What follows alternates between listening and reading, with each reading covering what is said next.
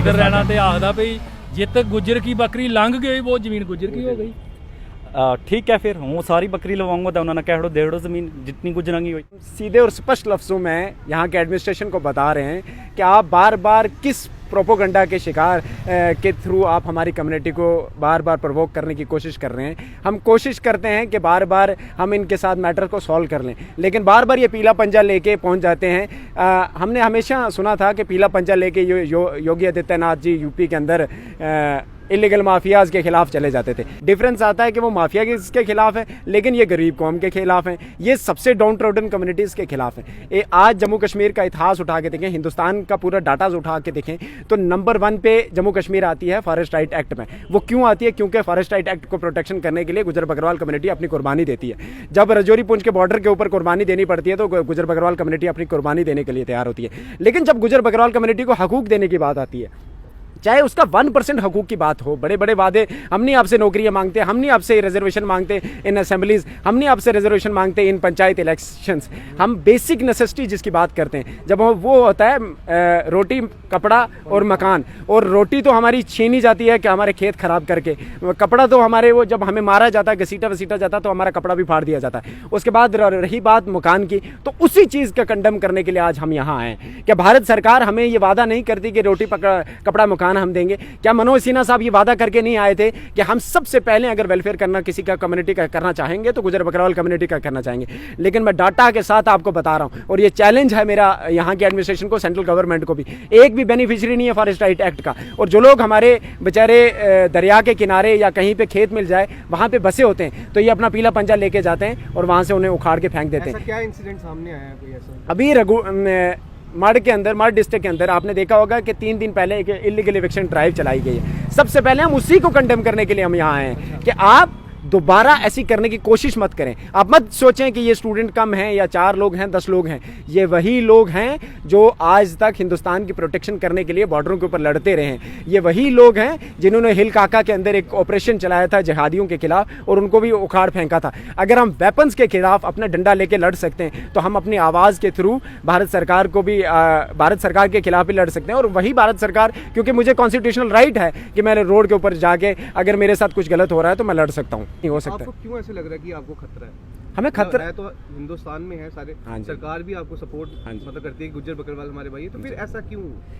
क्या हिंदुस्तान के अंदर इलीगल इविक्शन ड्राइव्स नहीं होती हैं? क्या हिंदुस्तान के अंदर आपके इलीगल कस्टोडियल डेथ नहीं होते हैं? क्या हिंदुस्तान के अंदर इलीगल आपके कस्टडी के अंदर लोग 5-10 साल नहीं रहते? क्योंकि ये खतरा तो इसी चीज़ का होता है ना साहब। क्या हिंदुस्तान के अंदर, मैं मानता हूँ, मुझे प्रूफ करने की ज़रूरत नहीं है कि नेशनलिस्ट हूँ या नहीं हूँ, क्योंकि कुर्बानियाँ दी हैं। डाटा उठा के देखें तो CRP के अंदर मेरे रिश्तेदार हैं, आर्मी के अंदर मेरे रिश्तेदार हैं, मिलिटेंटों को मारने के लिए मेरे रिश्तेदार थे, हर जगह रिश्तेदार हैं, मुझे प्रूफ करने की ज़रूरत नहीं है। लेकिन उसके साथ साथ कुछ लोग होते हैं जिनका माइंड सेट ऐसा होता है कि वो क्रिमिनलिटी के साथ होते हैं और वो लोग किसी को भी नुकसान पहुंचा सकते हैं, irrespective of the caste, irrespective of the religion, irrespective of the greed. ये इन चीज़ों को देखते नहीं है। उनका मकसद होता है कि किसी कौम को नुकसान पहुंचाना, तो वो पहुंचा सकते हैं। हिंदुस्तान के अंदर बहुत सारे इंसिडेंट हैं जहाँ 20-20 साल लोग बिना किसी क्राइम किए अपना सजा भुगत के आए। तो ऐसा तो होता आया है। और क्या कसूर था बेचारे मड़ के लोगों का? क्या कसूर था पत्नीटॉप के अंदर जो लोग रह रहे थे? क्या कसूर था नगरोटा के अंदर जो लोग रह रहे थे? आज से कुछ साल पहले हमने रियासी के अंदर ये इंसिडेंट देखा था। कठुआ के अंदर हम जब इंसिडेंट देखते हैं, पीला पंजा लेके आप पहुंच जाते हैं। आप इतनी आर्मी लेके, क्या हम मिलिटेंट हैं? हम तो मिलिटेंटों को मार रहे थे, अब इतनी आर्मी लेके पहुंच जाते हैं। क्या सिविल एडमिनिस्ट्रेशन इतना पावरफुल नहीं है कि वो अपने आर्ग्यूमेंट के बेस पे कोई चीज़ को गलत ठहरा सकते? वो क्या करते हैं, वो अपना डंडा लेके, बैटन्स लेके आ जाते हैं और उनके पास आर्ग्यूमेंट तो होता नहीं है। ये चैलेंज है मेरे यहाँ के एडमिनिस्ट्रेशन को। अगर आप इतने बड़े इंटेलेक्ट है आपका, तो आप आए टेबल टॉक के ऊपर, हम आपको बताएंगे कि आर्ग्यूमेंट के साथ किस तरीके से चीज़ें जीती जाती हैं। इधर रहना तो आखदा भाई जित गुजर की बकरी लंघ गई वो जमीन गुजर की हो गई। ठीक है, फिर हूँ सारी बकरी लवाऊंगा तो उन्होंने कह डेढ़ो ज़मीन जितनी गुजरांगी हुई। मुझे बताइए, ये सारे प्रॉमिसेस सिर्फ कहने के, मैंने कहा ना, उनकी कोई वैलिडेशन नहीं है उनकी बातों की। अगर उनकी वैलिडेशन होते तो वो लॉ की बातें करते। वो ये नहीं कहते कि मैं बकरी जहाँ से जाएगी वो ज़मीन दे दूंगा।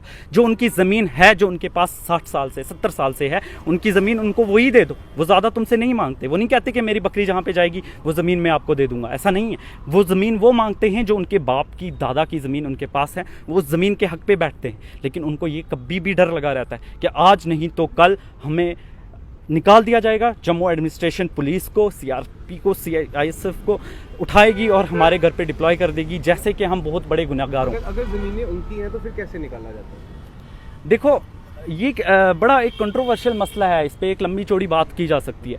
कहते हैं कि इंडिया एक वेलफेयर स्टेट है, कहते हैं कि इंडिया आपको एक आर्टिकल 21 में एक प्रॉमिस करती है कि राइट टू लाइवलीहुड है। अब मुझे बता दीजिए सर, आपका क्वेश्चन था कि अगर ज़मीनें उनकी नहीं है तो उनको कैसे निकाल दिया जाएगा। हम सरकार मुझे बताइए, सरकार एक अश्योर करती है, एक बेसिक मिनिमम जो होती है लोगों को सुविधा, वो अश्योर करती है राइट टू लाइवलीहुड में। क्या उनको निकाल के आपने कोई बड़ी अच्छी जगहें दे दी गई हैं? क्या वो अमीर लोग, और ये जो डिस्पैरिटी क्रिएट है कि अमीरों के बंगले नहीं गिराए जा रहे ना, गरीबों की झोंपड़ियाँ गिराई जा रही हैं। मैं किसी भी लीगल बात में कोई कॉन्ट्राडिक्शन क्रिएट नहीं करना चाहता। मैं कानून पे, मैं खुद एक लॉ स्टूडेंट हूँ, मैं कानून पे पूरा यकीन करता हूँ, मैं जुडिशरी पे पूरा यकीन करता हूँ। लेकिन कानून के अंदर फंडामेंटल राइट होता है, right to shelter, right to life. आप उन लोगों को कौन सा घर दे रहे हो?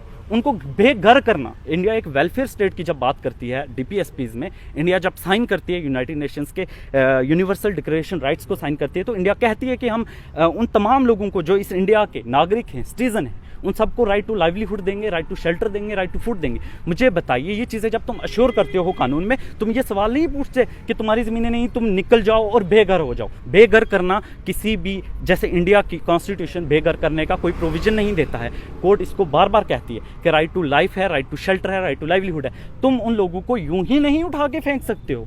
तुम उनके लिए कहाँ घर बना रहे हो? तुम अगर उनको निकाल रहे हो तो तुम उन्हें ज़मीन कहाँ पे दे रहे हो? ये सारी बातें हैं, ये एक बहुत बड़ा डिबेट का मसला है। इस पे अगर आपके पास वक्त है तो हम करने के लिए तैयार हैं। अगर एडमिनिस्ट्रेशन के पास वक्त है, अगर रविंद्र रैना के पास वक्त है, वो आए हमारे साथ बात करें, हम उनको प्रूफ करके बताएंगे, हम उनको कोर्ट में प्रूफ करके बताएंगे। वो बात की है। लेकिन जो अब भी गरीब, जो घर से निकले हैं, जिनके पास ठिकाना नहीं है, बात उनकी चल रही है। उनकी फसलों की बात चल रही है, जिन पे जेसीबी चलाया जा रहा है। अभी जो प्रेजेंट पे जो अब भी मुद्दा है वो यही है कि ये सारी एविक्शंस, ड्राइव्स ख़त्म की जाएं पॉलिटिकल गेंस के लिए, और गरीब कम्युनिटी को इस सब में ना घसीटा जाए। अमीरों से भी बात की जाए, उनसे जो पैसे लिए जाते हैं पॉलिटिकल स्पॉन्सरशिप के लिए, उसको कम करके और गरीबों में लगवाया जाए।